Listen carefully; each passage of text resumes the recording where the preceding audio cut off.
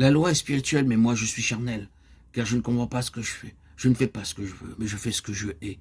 Je sais que ce qui est bon n'habite pas en moi, c'est-à-dire dans ma chair, parce que j'ai la volonté de faire le bien, mais je n'ai pas le pouvoir de l'accomplir. Selon l'homme intérieur, je prends plaisir à la loi de Dieu, mais je vois dans mes membres une autre loi qui combat contre la loi de mon entendement et qui me rend captif de la loi du péché qui se trouve dans mes membres. Misérable que je suis, qui me délivrera de ce corps de mort? Grâce soit rendue à Dieu par Jésus-Christ notre Seigneur. Ainsi donc, je suis moi-même assujetti par l'entendement à la loi de Dieu, mais par la chair à la loi du péché. Il n'y a aucune condamnation pour ceux qui sont en Jésus-Christ, afin que la justice prescrite par la loi fût accomplie en nous, qui marchons non selon la chair, mais selon l'esprit.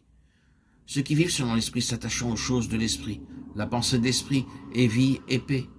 Or, vous êtes dans l'esprit, si du moins l'esprit de Dieu habite en vous. Si donc Christ est en vous, l'esprit est vivant à cause de la justice. Si par l'esprit vous faites mourir les œuvres du corps, vous vivrez. Il nous faut avant tout situer ce chapitre 7 et 8 de Romains, de l'épître aux Romains. À quelle partie de l'histoire ou de l'expérience humaine appartient-il? Est-ce l'expérience d'un homme qui ne connaîtrait pas une œuvre intérieure du Saint-Esprit, ou bien est-ce celle d'un homme qui a été régénéré spirituellement? Nous croyons qu'il est question de ce dernier. Il y a plusieurs raisons pour arriver à cette conclusion. Premièrement, la lettre aux Romains a été écrite à des croyants, parmi lesquels se trouvaient des Juifs convertis, qui ne s'étaient pas détachés nettement de la loi, et qui, d'une part, étaient quant à leur vie spirituelle dans un état instable et inquiet, ou incertain. Leur expérience quotidienne était une suite de hauts et de bas, tombant et se repentant, avec une répétition monotone, et désespérant presque de la victoire.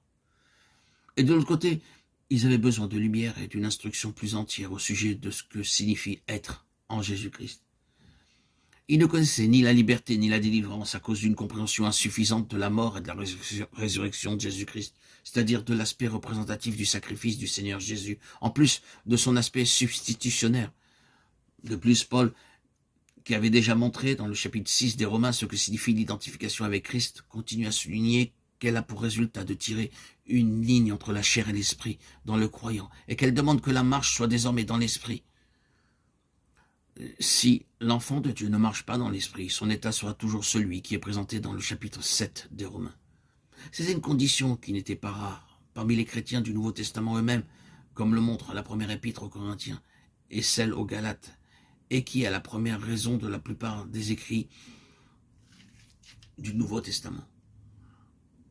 Enfin, et ceci est un point des plus importants, l'apôtre écrivant après plusieurs années aux Philippiens leur dit que avant d'avoir été régénéré, sa position était, quant à la justice de la loi, exempte de tout reproche. Philippiens 3,6. Il se voit dans Romains 7 et dit là que la loi était trop sévère pour lui. Elle le frappait, elle le tuait. Il ne pouvait l'observer. Sous son fardeau, il s'écria « Misérable que je suis ». Ce n'est pas exempt de tout reproche.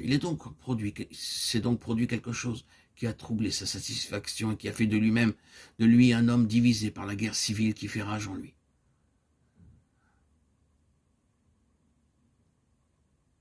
Dans l'homme non régénéré, la conscience se cachait derrière les rites et les observations de la loi.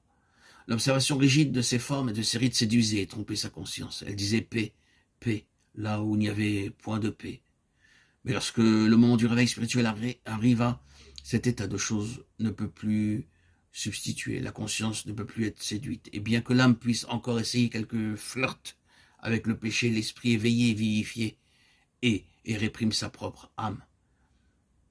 Il appelle les choses par leur nom, c'est-à-dire il appelle le péché péché. Au lieu de traiter la loi des cérémonies comme une compensation à la morale, il comprend que cette dernière est la chose essentielle et que l'obéissance vaut mieux que les sacrifices et l'observation de sa parole vaut mieux que la graisse des béliers. 1 Samuel 17, 22.